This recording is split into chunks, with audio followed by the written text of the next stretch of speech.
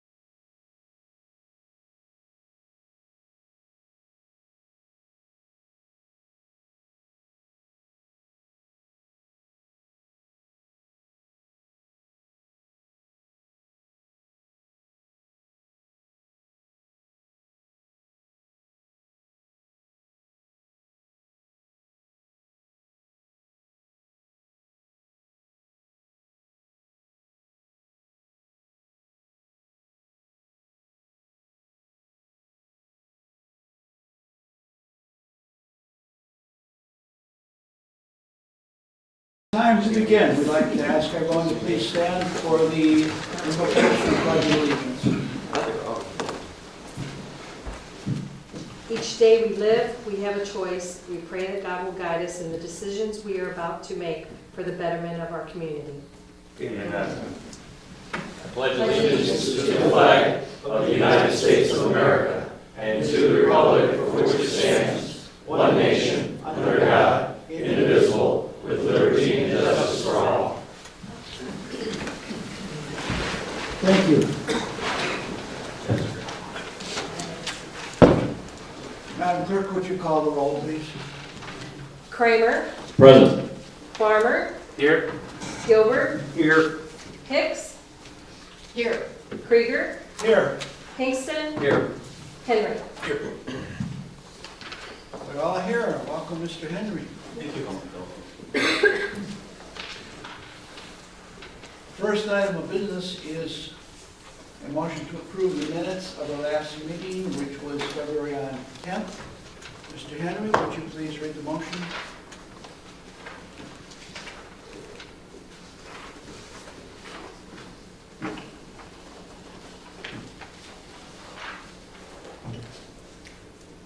I move the Swartz Creek City Council approve the minutes of the regular council meeting held Monday, February 10th, 2020, to be circulated and placed on file. Second. Motion is made and seconded. Are there any additions or corrections to be made to the minutes?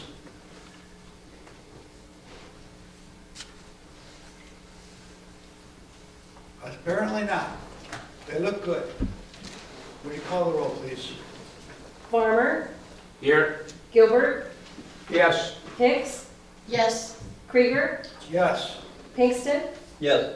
Henry, Yes. Kramer. Yes. Reminder to everyone, when we vote on things, you answer yes or no. Not here. Hey, next item is to approve the agenda. Mr. Zettel, are there any changes to the agenda? No changes, Your Honor. All right then, Mr. Kramer, would you read the motion Be to my accept the agenda? honor.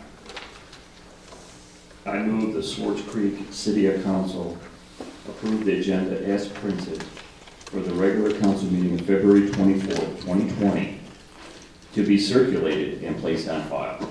Second. Motion is made and seconded. Any speaking to the motion? Madam Clerk, would you call the roll, please? Gilbert, Yes. Hicks, Yes. Krieger, Yes. Kingston, Yes. Henry, Yes. Kramer, Yes. Farmer. Yes. That motion passes. The next item of business is the city manager's report. Mr. Zettel, anything to add? Another update on Mary Creeklow, as indicated in the report, Communities First held a meeting here Wednesday night on the 19th, and all the details are in there. The findings that they had have not been released, at least we haven't seen them yet, but we did receive an amended zoning application today. They are choosing to withdraw the zoning request for the undeveloped portions of the property, which I think was a theme at the meeting. Again, we don't have all their comments or any figures on that. But the current request we have then is for zoning of the building and required supporting features like parking with a site plan attached to that for the development and expansion of that building and the parking. So the other, I'll say approximately 3 acres of passive recreation, ball diamonds, and vacant land is going to remain R3 downtown residential at this point in time in their petition for rezoning. So that's a big change. They did formalize that today in writing and executed that amendment. So some news for Mary Craple. They're still scheduled for the 10th, the Planning Commission meeting of March, 7 p.m. 10th right here. So where you have the plans under review right now and should have that packet out by approximately the 4th. If they're only requesting rezoning of part of the property, is it necessary for them to split the property into 2 parcels? That'll probably be a condition of the zoning and site plan. You don't always have to have zoning aligned with a property line. That's not a requirement. But for the site plan to function, it probably will be a feature of the site plan approval. So there's a zoning approval, which will go through Planning Commission and Council, and there's site plan, which the Planning Commission has ultimate domain over, and I think that'll be a recommendation to make sure there is a lot split there, which I suspect the petitioner will be agreeable to. Okay, very good. Mr. Farmer, would you read the motion to accept the city manager's report? I move the Swartz Creek City Council accept the city manager's report of February 24th, 2020, including reports and communications to be circulated and placed on file. Second. Motion is made and seconded. Any questions or any comments on the report?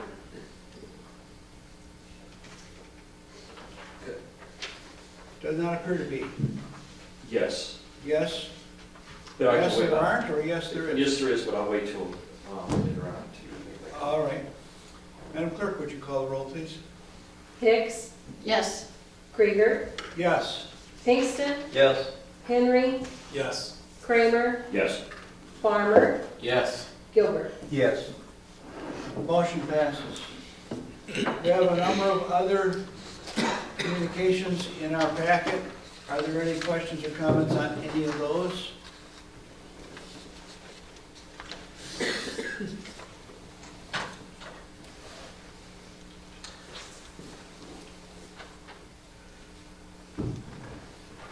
As I was going around town gathering signatures the last couple of days, I did receive a number of complaints about Comcast. Told people there's nothing we can do about Comcast. They're an independent business, we don't control what they do, and they are the only cable provider in Swartz Creek. And probably the reason they're the only cable provider in Swartz Creek is, as was pointed out at our last meeting, it would cost so much for another provider to run cable throughout the city that they could never make their money back. And if they took a large segment of Comcast business away, Comcast couldn't make money either. So you're stuck with what we got in a town like this, of our size. Unfortunately. We can complain, but it won't do much good, I think. Now, we want to open the meeting to the public. If anyone wishes to address the council, you can come forward to the microphone. Tell us who you are, where you live, and what's on your mind, and a reminder to everyone, we do have a 5-minute limit on what you say, so think about what you want to say before you come up there. Steve Long, 5356 Worcester. Just before we talk anymore about Mary Craigwell, as Ray can tell you, if Mr. Hicks hadn't been with her, we would still be at Myers from last Saturday talking. It's a social event for me. I don't know how long I've visited at Myers. Everybody wants there to be at least one more meeting about Mary Craigwell, and for that to be published and for everybody to know more about it so that they can come and hear more details. There's still a lot of people concerned. And I just want you guys to be aware of that, and thank you. That meeting will be planning commission meeting next week, Tuesday. Okay, thank you. 2 weeks. 2 weeks from now. 2 weeks from now. So you can tell them that we're going to have public comments at that meeting, and nothing moves forward until the planning commission gives you okay. So that'll be the time for people to come. Okay, that's on March 10th. Okay, thanks. You're welcome.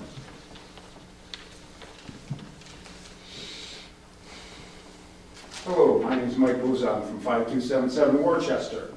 I come up here today to urge the council to take the most aggressive stand they can possibly to have energy efficiency in the building and try to get it down to zero. I am doing that because I've done it myself at my house. I've got solar panels, become very aggressive as far as insulation and that sort of thing. I pay $23 in the summertime, and I do have air conditioning that I keep the house rather cool.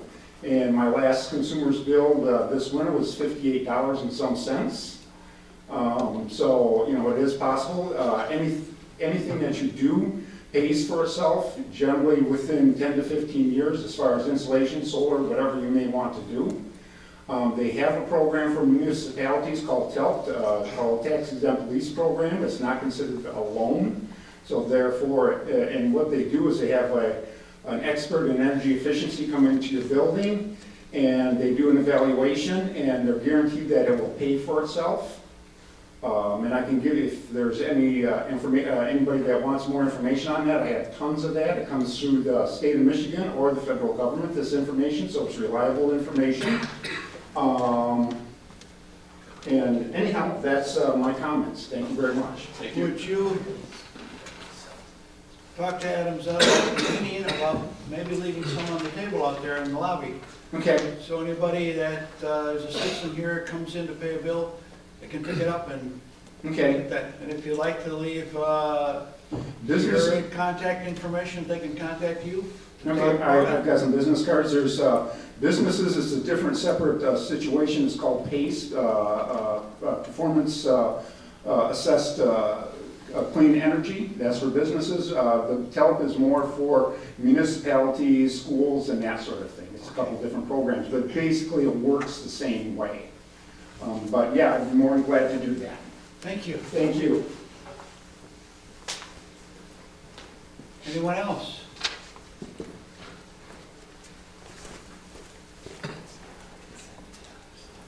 Hi, Council. Brenda Height, 2451 Evening. Anna Look at Claire the Court. microphone, Brenda, so they can, 2451 Anna Claire Court. thank you. I just wanted to come in and say thank you guys for approving our emergency plan for Swartz Creek Hometown Days. I really appreciate that. We learned a lot last year after having to implement our first emergency evacuation. So, and I just kind of wanted to make sure that if there was any questions that I was here to answer this time, because I wasn't here last Monday, so, or a couple of weeks ago. So, thank you, unless you have any more questions for me. You're welcome.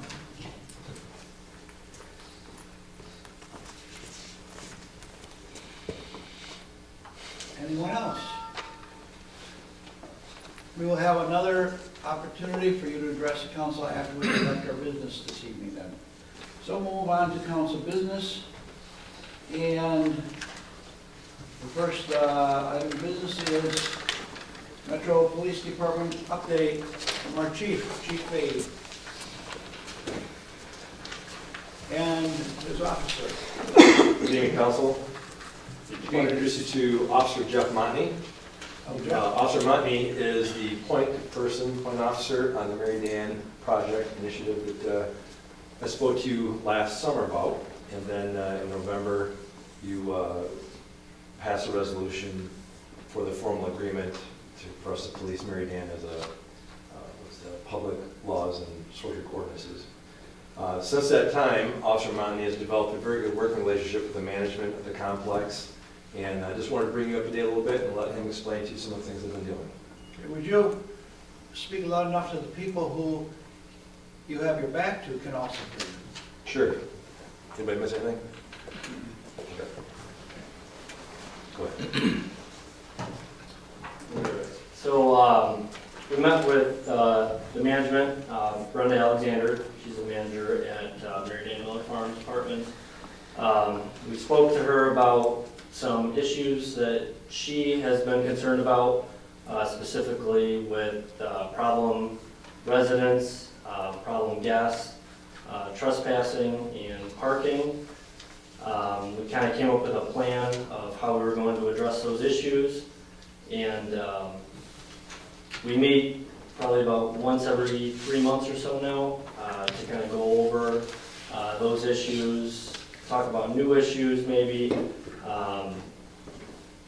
stuff like that. So what I've been doing is I got all of the calls for service and the reports that we took last year for Mary Dan Miller Farms, and I've created a graph. That's what Chief Bay supplied to you guys earlier, and I kind of want to put the graph together just to kind of show what we were doing was positively affecting the community, and just it was kind of for me too, so that I could see what we were doing as a police department was positively affecting that community as well. So far, seems like the reports have started to go down a little bit. Calls for service, I think they're going down a little bit. But as we progress with this initiative that we're implementing, Chief Bay and I were talking about how we actually might see calls for service going up as we improve the relationship that we have with the management company, as we improve the relationship that we have with the residents inside of Mary Dan, and they know that they can trust us, they can call us for help. So that's kind of where we stand with that. I think that's really all I have. So we're basically 2 months into this. We started in November. We got the directive out to the officers. It's a department-wide effort. Officer Montney, like I said, he's the point person with management, but I think it's going to pay good dividends. And if we can make this a successful initiative, we'll expand that to other parts of the city as well as Mundy Township as well. Where we see a need, where we're experiencing a high volume of calls for service, we'll approach it that way and develop initiatives specifically for those particular areas. I should add too that we have spoken to Berkshire Apartments right next door to Mary Dan, and they've showed interest in also coming on board with this community policing initiative. They kind of want to see some more results before they kind of go all in on it. But so far, I've started the relationship with them. I've started speaking to them, stopping in every now and then, kind of see what problems that we can help them with before they jump on board. Just kind of establishing that relationship with them. Very good. Outstanding. Any questions? Yes. Does Mary Dan, do they feel like they're more part of the community? I'm sorry, do they feel? Do they feel like they're more part of the community now, since this initiative? I don't know that we can speak for the residents. I think the management is very appreciative of the working relationship. And that's our goal. We want to make the residents feel more part of the community. And that's where, as Officer Monty mentioned, you may actually see calls for service go up once that level of trust is established. Thank you. Thanks. Thank you.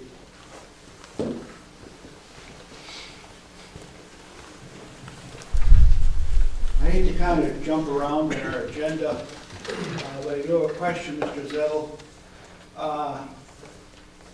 For the cost recovery ordinance that we're going to look at in a few minutes, would excessive calls for service to the police from Mary Dan be affected by our cost recovery ordinance? Yeah, it applies to emergency services, not just fire. We've been using fire as the main discussion point of focus, but we already do have some, most of the cost recovery mechanisms we have in place already are for police, to be able to recover costs related to driving under the influence, for example. Okay. So. All right, thank you. Moving on then, our DNR Trust Fund grant application. We have a public hearing on that. Do we have someone to address that issue for us before we open the hearing? I can briefly describe it. This would be our third public hearing on it for the DNR Trust Fund grant application. This is to apply for funds to use next year for the construction of the Genesee Valley Trail from the city limits at Dye Road in partnership with Flint Township to Elms Park. We're also looking to tie that into a Safe Routes to School grant, which has been conditionally awarded, which will connect Bristol Road to Elms School using the back entrance by Heritage, as well as some other improvements by the middle school and along the creek. So the Genesee Valley Trail is part of the larger network that's becoming more integrated across the county, across the region, and eventually all the way across the state with the Iron Bell connection. And the Flint River Trail is the highest priority in the region. The Genesee Valley Trails, I'll say number 2, but it's the tier 2 priority, and that connects currently from the mall area all the way to the Flint River Trail. And so this extension will go from Dye along the north side of Miller, continuing on Bristol in front of SBO, or Customer Care After Sales, and then it will cross Bristol and head south using the consumer's overhead power line property and go into Elms Park, where we have existing trailway already established that services Elms Road, and then Miller in front of the Kroger, the bike lanes, and the rest of the network that's attached to it.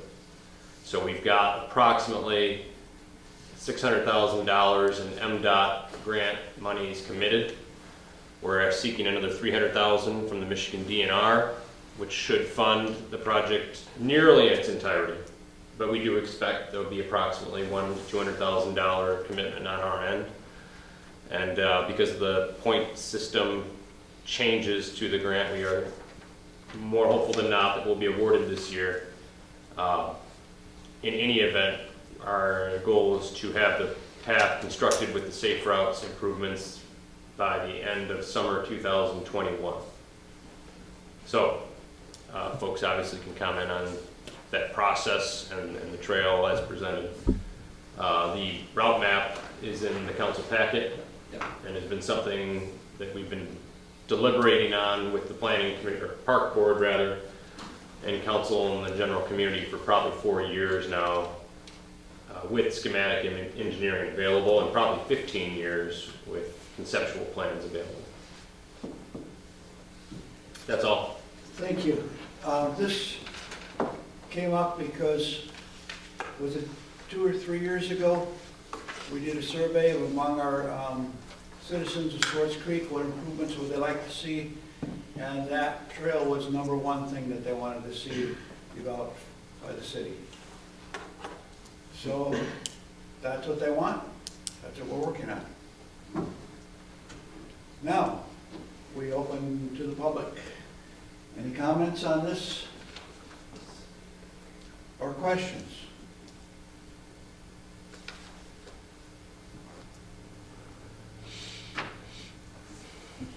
Please stand in line.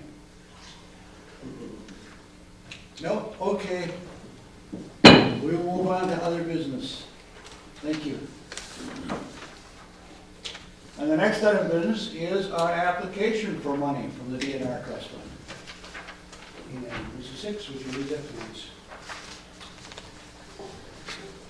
The City of Swartz Creek, through its Parks and Recreation Committee, recognizes a strong need to expand its trailway system, and whereas the city has received grant funding from the Michigan Department of Transportation's Transportation Alternative Program, for which the city must provide a match and engineering for a total project cost of $1,005,700, and whereas the city is requesting $300,000 to come from the Michigan Department of Natural Resources Trust Fund grant to be used towards the match of the Michigan Department of Transportation's Transportation Alternative Program grant and the project's engineering. And whereas the city is providing a 70% match to the Michigan Department of Natural Resources Trust Fund grant of $705,700, and of which $568,000 of the match is from the Michigan Department of Transportation's Transportation Alternative Program grant, and $137,700 is from the city's general funds. Now therefore be it resolved that the City Council hereby approves the submittal of the Michigan Department of Natural Resources Trust Fund grant and its match. Second. Motion is made and seconded. This is the third year in a row that we're requesting this grant. We've been turned down twice. We're hoping that they will grant it this time. And Adam, can you tell everybody in easy terms how the money matches and hook up and all that? Because it's like confusing to everybody as far as what is the city's part of all this? And, you know, what are we using to match this grant, yada, yada, yada. Sure, so the total project cost is estimated to be approximately $1 million, $1,005,700. And the state's committed $568,000 from MDOT, Department of Transportation.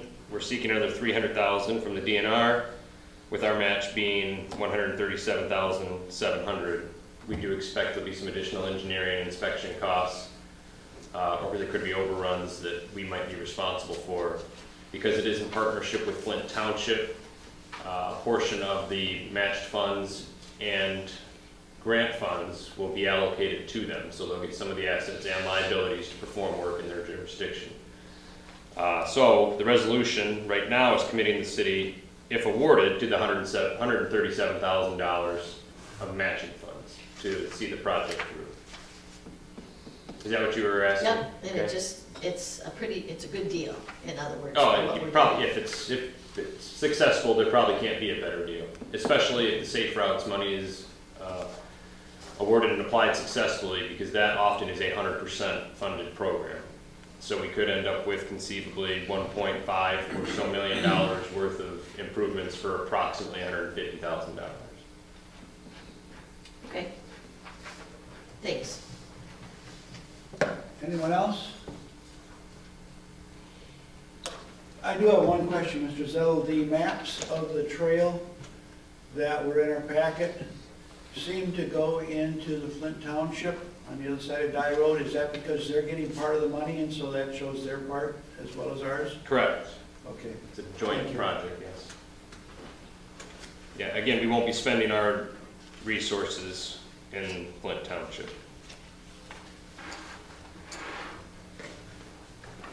I believe we're ready to vote then. Madam Clerk, would you call the roll? Krieger, Yes. Pinkston, Yes. Henry, Yes. Kramer, Yes. Farmer, Yes. Gilbert, Yes. Hicks. Yes. The motion passes. Our next item of business is the cost recovery ordinance. Mr. Gilbert, would you care to read as much as you wish to on that? You guys are An ordinance to amend Part 2 of the Code of Ordinances by adding Chapter 22 entitled Recovery of Public Safety and Emergency Response Costs. The City of Swartz Creek ordains amendment of Part 2 addition to Chapter 22 of the Code of Ordinances. The city hereby amends Part 2 of the Code of Ordinances of the City of Swartz Creek by adding Chapter 22. Recovery of Public Safety and Emergency Response Costs. Definitions. For the purpose of this ordinance, the following words, terms, and phrases shall have the meanings as contained in this section, except where the context clearly indicates a different meaning. It goes on for several pages. Yeah, I know. Okay, I'm not done yet. all right. The city shall from time to time adapt resolutions that set forth a schedule of the costs incurred in responding to a public safety or fire emergency incident. The city presumes that the costs limited in this schedule are true costs incurred by the city in responding to a public safety and fire emergency incident. This schedule shall be available to the public from either the city clerk, police department, or fire authority. I'm done. We're missing it.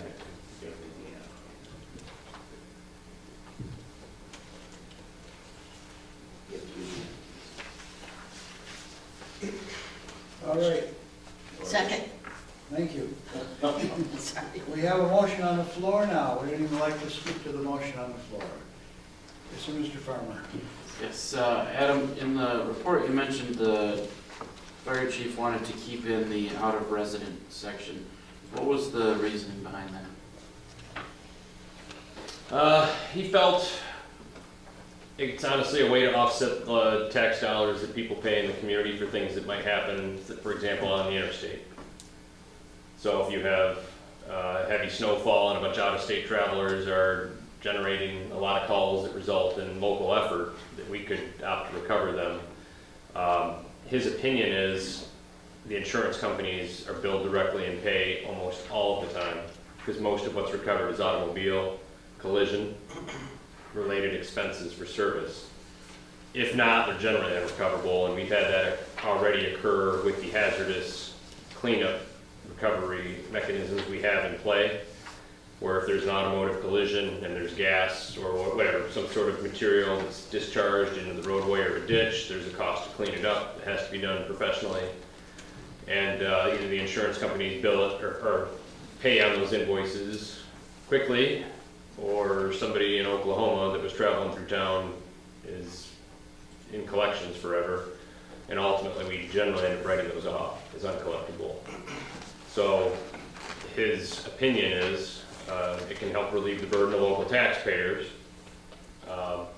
and that mechanism by which it's paid is generally insurance companies. Does that make sense? And so, to backtrack just a bit, when we had this version 2 weeks ago, I didn't see the need for non-resident recovery. And again, after having more discussions with the fire chief, as indicated in the report, he said it's a strong mechanism to keep in the ordinance. And we can try it, of course, since most of these are going to be assigned through discretion anyway, and see how it functions. So I support the chief's recommendation. Thank you. And he will be providing a schedule as noted in the reading, so there's more predictable cost to what would be billed for such incidences.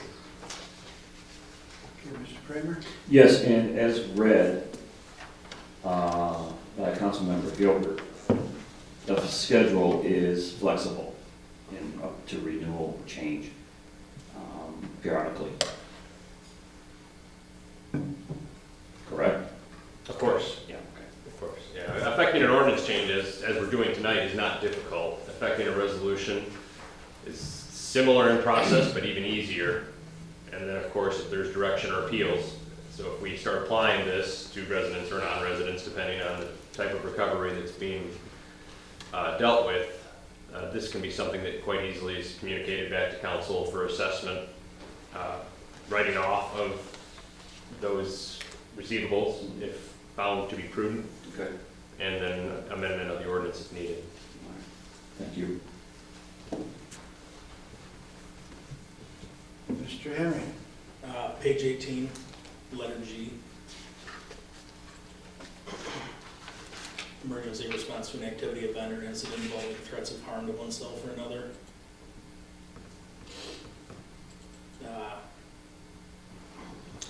What would that somebody's suicidal and they call 911 and someone's dispatched, is that something that would be charged back to them? It certainly could be, but I think it's probably more for something that might be a combination of that and the habitual false alarms, or something where we get into the business of attempting to provide a service but finding it to be an unreasonable drain on resources. Do you have an example you're comfortable with off the top of your head? Barricading. Or barricading? It's going to take time, a lot of resources. That typically would be what I would, if you're asking me for an incident that I would say would be subject to cost recovery, with that verbiage, I would say something like that. You know, your typical suicidal person, I would say no, but something that takes, across time and a lot of resources. Would the same hold for domestic violence? If someone calls police on their spouse for threatening harm to them? I mean, I think if you go back to the intent, I mean, you could certainly make an argument based on how it's, that, anything where someone's attempting to cause harm to another person qualifies. But I think the intent is more for non-routine or egregious instances that are draining our resources. So as applied, and again, we have cost recovery in place for a lot of features now. It just doesn't, it's not something we use as a mechanism to punish people for using services. The intent is crucial, but the ability is there to do it. So if you have an instance where someone is repeatedly calling police, and the example that hit the news a year or two ago is someone calling because their fast food order was improper. Right? The real life story is in law enforcement. That's misuse of the system, in my opinion.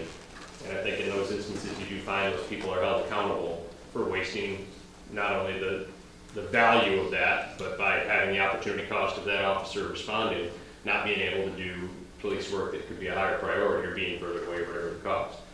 And so for those instances where someone might find they can use law enforcement to get attention or bring a domestic dispute into a realm where it is more costly, then it's something we just have to pay attention to. But it's not our intent to use it in everyday police work or to exacerbate problems that folks have in their lives that result in things like threatening to do self-harm. Does that make sense? Yeah, thank you. Just for the sake of our citizens, it does state in the ordinance that requests for emergency service made more than 3 times in the preceding 30 days. So then we could charge for the excess 4, 5, 6 times in more than a month, which I think just about everyone would agree that's pretty excessive. And then false alarms. If after we respond, we find out that there was really no emergency at all. This person was just either seeking attention for themselves or trying to cause trouble for somebody else. That again, we're trying to discourage that. So if you got to pay for that, it'll discourage you from doing it over and over again. Are folks comfortable with G, or is that something that seems too vague, or that could be misused? Again, it's not our intent, but the written word of the law is ultimately what applies. So I put it out there for consideration. Want to make sure everyone's comfortable with it before that becomes a recoverable cost.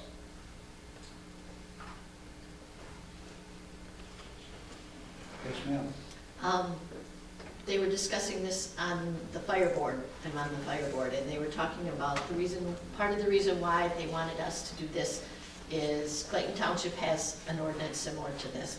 And the chief, the board kind of was thinking about saying they wanted to take care of this through the fire authority, and they said, no, that can't be, and I don't want anybody to think that the police or the fire would never respond. And that's what they were afraid of. They can't make the decision at the time whether they should respond or not. They will always respond. The purpose of this was to make it so that if somebody was either not fixing a problem because of false alarms in the case of a business, for instance, or someone was calling I don't know how to put it, not, like Adam said, using resources that could be used somewhere else, you know, tying something up. And this is supposed to do it from afterwards, sort of thing, rather than having the police or the fire have to decide because of a 911 call. They would never not respond to something like that. So I don't want anybody to think that that's the purpose of this, is that they would never do that. This is the after effect, that they would, you know, they would look into it, find out what's going on. It wouldn't be black and white ever. So I just wanted to make that clear, that that was discussed. I think the key too for G is that it isn't implying the threat, you know, to persons or property. So it's basically reworded to encompass like the proverbial school bomb threat. If someone's calling in the threat to do harm, and that harm is in violation of every law we can think of, and so that person can be held accountable and pay for the response. Right. If there is a response. And so, I mean, it makes sense to say it in that context, that if you literally have a bomb squad showing up to a building, or there's a barricaded gunman that's just out, you know, making the threat that I'm going to do something, and then there's a response, and it takes up the resources, which of course they have the intrinsic value. You want those police and fire and emergency personnel doing something productive, not responding to what could be the false claim or the threat, empty or not, and then holding those parties accountable for those types of incidences. So it's not out there assessing everyone a fee every time there's a scuffle in a parking lot or something. But I mean, you can make the argument that everyone should pay for them. And I mean, accountability is already exercised for people that are cited or found, you know, guilty in a court of law in accordance with the punitive and other amenities, or not amenities, but sentences that can be doled out in the court of justice. So. Anyone else? All right then, I believe we're ready to vote. Pinkston, Yes. Henry, Yes. Kramer, Yes. Farmer, Yes. Gilbert, Yes. Hicks, Yes, Yes, Krieger. the motion passes. On to our final item of business. Mayor Pro Tem, it's up to you to read that appointments. Being read tonight. Whereas the laws of the state of Michigan, the charter and ordinances of the city of Swartz Creek, interlocal agreements in which the city of Swartz Creek is a member, and previous resolutions of the city council require and set terms of office for various appointments to city boards and commissions, as well as appointments to non-city boards and commissions seeking representation by city officials. And whereas there exist vacancies in a number of said positions, and whereas said appointments of mayoral appointments subject to affirmation of the city council. Now therefore be resolved, the Swartz Creek City Council concur with the mayor and the city council appointments as follows. Just a minute. Do we have some changes, Mr. Zella? Yes. Okay. Joel McCree has withdrawn interest in the two appointments that he's listed for. Dave Spillane is being recommended for E5 Fire Board as a replacement. There is not a recommended replacement for E1 Park Board. What's the first name? Dave. Dave? Okay. He's been on that before, hasn't he? Correct. he did it last time. Yeah, both Joel and Dave have been the Fire Board rep before. So you may continue now that we have the amendments. Okay. Park Board resident, 3-year term expiring December 31st, 2022, George Hicks. Park Board resident, 3-year term expiring December 31st, 2022, Mark Gagne. Planning Commission resident, remainder of 3-year term expiring June 30th, 2021, Charles Campbell. Fire Board member, swing seat resident, 1-year term expiring March 31st, 2021, David Spillane. Second. All right, we have a motion on the floor. Any speaking to the motion? Are any of the people here? Yes. Okay, George is here, in the back, Chuck is here, Yes. and Mark's here. Okay. Any questions for any of the gentlemen in the council? You don't have to ask a question. Thank you guys for stepping up. Yes, thank you very much for stepping up. And serving our We're appreciative. great community. And I just, as mayor, want to express my appreciation that a number of people have stepped up and expressed an interest in serving the city and using their expertise and their knowledge to make this a better place to live. And I very much appreciate that. It's been hard in the past to find people, and so the fact that we now have people coming forward and we don't have to hunt them down and ask them, that's great. Madam Clerk, we're ready to vote. Henry, Yes. Kramer, Yes. Farmer, Yes. Gilbert, Yes. Hicks, Yes. Krieger, Yes. Pinkston. Yes. That motion also passes. Everything passes unanimously tonight. Just like Flint City Council. Hello, Eric. Meeting's open to the public again. If you have thought of anything you'd like to let us know about, or any comments on our meeting this evening, please approach the podium and let us know who you are and what's on your mind.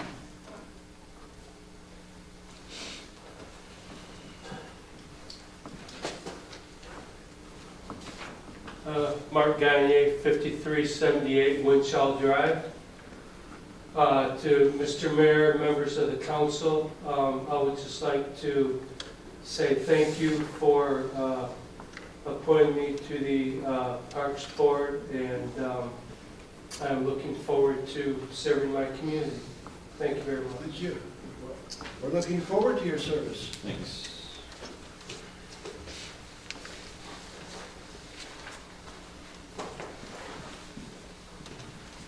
Seaboom, Worcester Drive. This is probably for Officer Matt. I'm still confused about the charging for the alarms and stuff. The thing that comes to mind the most, and I keep mentioning out-of-state cars, accidents on 69, da-da-da-da-da-da. Been there, done that. I feel bad for the people that are from another state. They shouldn't, they're out here, they crash up, they're from a state they're not used to snow. Been there, done that, climbed out of a car and made the mistake of saying, I have no fault insurance, and the next thing I know, I'm in big trouble. Because most states don't know what that is. Obviously, these people are only gonna have one accident, we hope, in one day or 1 month, or whatever. We're going to cut them some slack, correct? I mean, if it's a legitimate car accident and they're not drunk driving or, right, I mean, they're not going to be. Any cost recovery that the city initiates is going to be through the city. That'll be initiated by the city, not by us. Yep. So I can field that then. I think what we'll do is we'll get some good operational guidelines from our partner communities that engage in this already, like Clayton Township. And I suspect what you'll see is just those accidents that might show some sort of negligence, careless or reckless driving, or something where there's citation would be a good place to start. So I'm not going to be able to answer specifically what instances will we apply cost recovery to non-residents. Okay, because I mean, you know, No. I hit a U.S. government vehicle and still they were kind enough to shoo me on my way. So I mean, I'm just hoping we can, because like I said, nobody sets out to have a car accident out of state. Right, and the mechanism by which, again, these are going to be receivable, it's not going to be an impounding where the fees are recoverable before you can have your vehicle back or have your license reinstated. Basically, the generation of a miscellaneous receivable invoice that would go to the insurance company. Okay. And again, I think we'll look to have operational guidelines that are generally accepted in, say, the industry of this. And I suspect they will have some sort of threshold for cause, like reckless driving or what we have already, driving under the influence. Okay. So it's more of an extension of what we have, if you think of it in that lens of, if you're driving under the influence and you create an accident, now you're liable for costs for the emergency services. Well, if there's a snowstorm and Right, that was visibility my for it, case. that's I hit- different. yeah, than- I hit ice. Yes, than saying someone was, whatever, doing 90 miles an hour down a residential street and hit a tree, or whatever they were doing. So they can be categorized differently by law enforcement and the other services, which gives us the ability to apply that discretion with predictability and fairness. Okay. All right, that was just it. Thank you.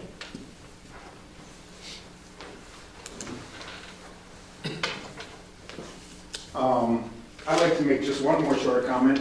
The comments I made earlier, not only was a resident of Swartz Creek, I'm also the chair of the XCOM of the Nepicine Group, which is part of the Sierra Club. That covers about 3 county areas. So I'm making that on that behalf. I just wanted to make that clear. I forgot. Thank you. Okay.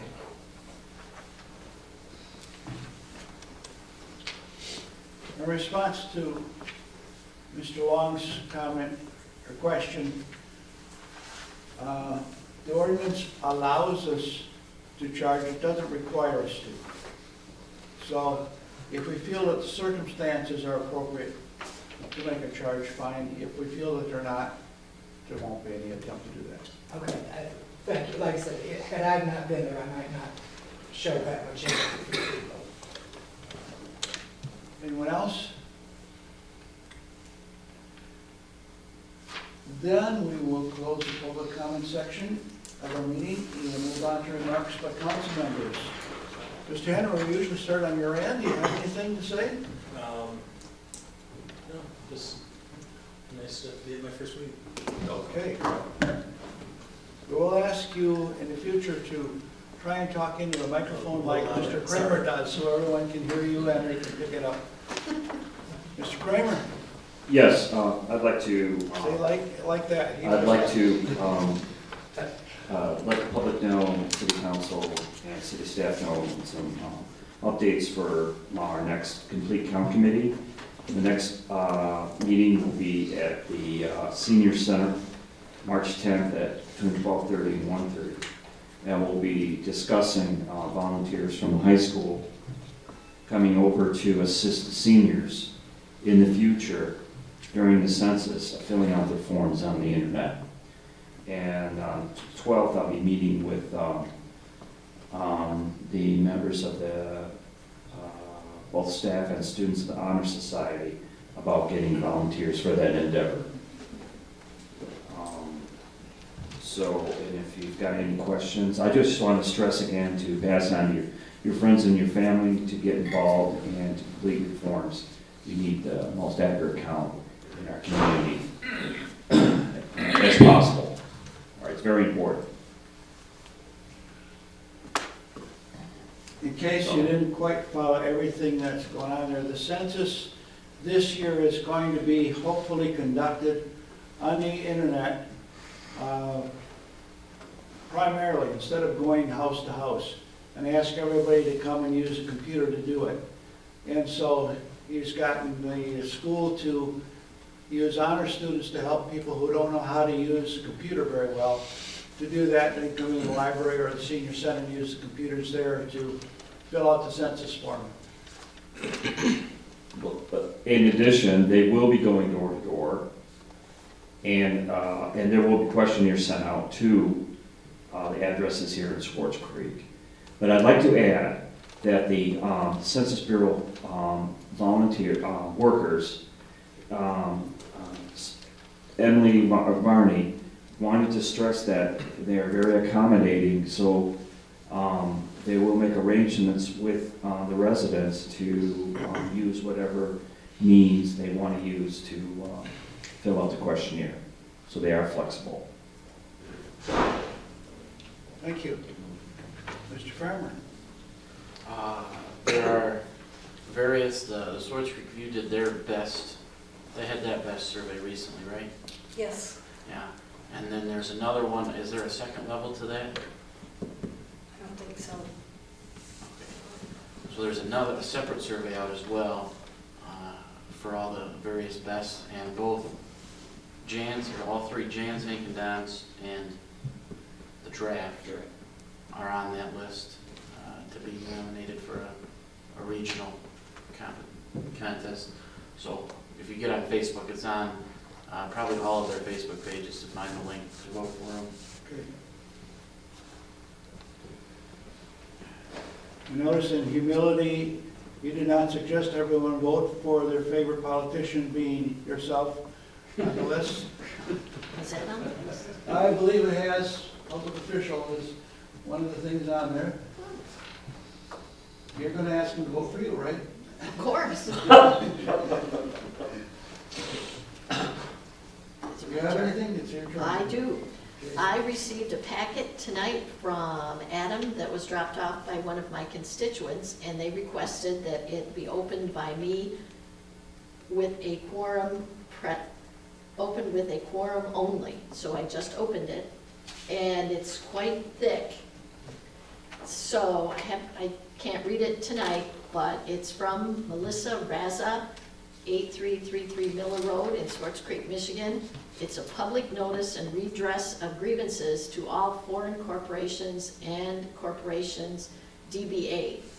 And it lists some different, just quickly, I looked through the first few pages. So Adam, can you print this and we'll distribute it at the next, for the city council members Yes, to we read? can scan it and make it available and Okay. kind of make it available. Okay, if we do that, then you guys can all read it along with me, okay?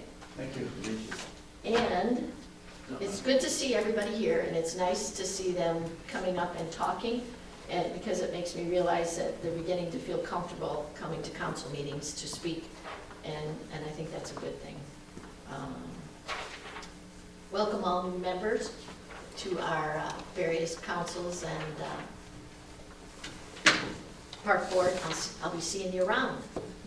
Good. Good to see you. You just keep moving around. I can't keep track of where you're at, eh? Okay, thanks. John Gilbert. I did.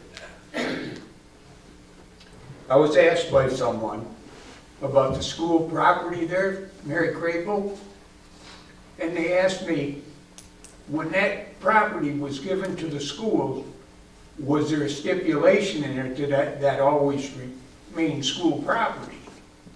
I don't know. Is there a way we can find out? I don't know, I expect that would have been uncovered in the title work by the real estate attorneys of the school or the buyer. It's currently just under option, so the school still owns it. Communities First has an option to buy, I think before August of this year. And there's some stipulations in there, one of them being requirement for use as senior housing, 55 and older for 30 years. I've heard from folks that if there was a restriction, that the Crable family is not interested in enforcing it and/or has relieved it, but that's hearsay. So unfortunately, short of it is, I don't know, but I'm not aware of it. Yeah. Maybe Mr. Thomas, Mr. Thomas. I'm with the Historical Society, He's the guy. and keeping track of the Crapel family.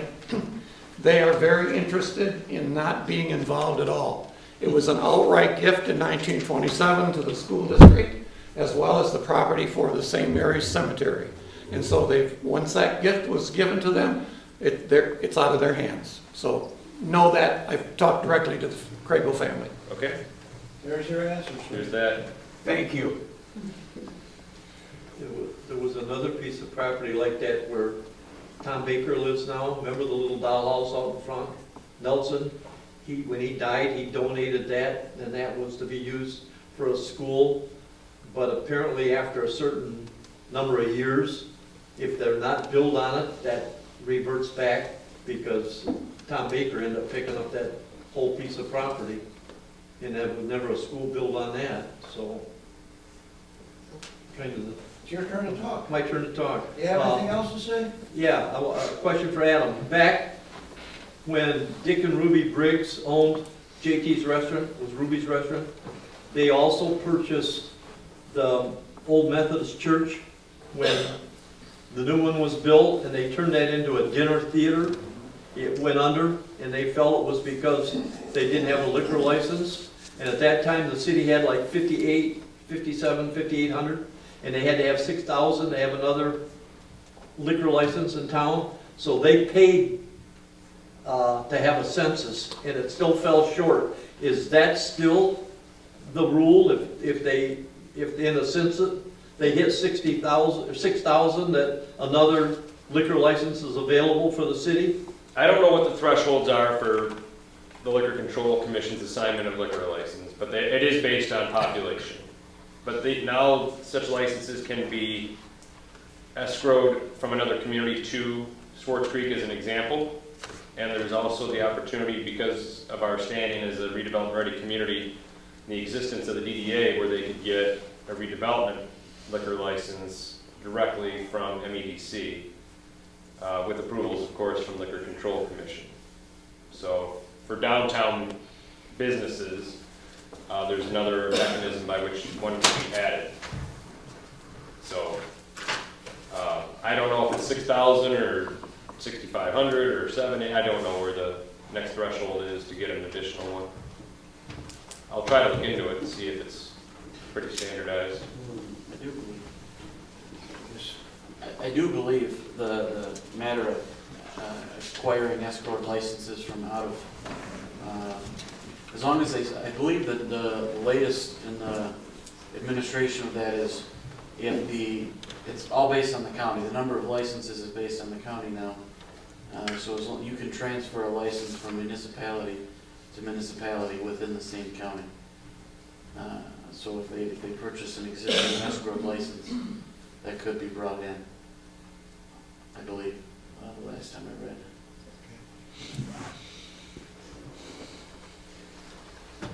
Anything else, Dr. Pinkston? I'm good. We do want everyone to be sure and fill out accurately all of the forms for the census that apply to you and your house. It does go by residence. I was unfortunately told that you can't count your pets as members of the family when you're filling it out. They cost more. I know that's not fair, but that's federal government. Also, talking about cost recovery for accidents and stuff. They are forecasting a big snowstorm heading our way, so drive carefully tomorrow night and the next day when that hits. So that's it for me. Is there a motion? Okay, I'll make a motion, we adjourn. He always does. Hey, I got you. All in favor, say yes. Yes. I have a here. What's that?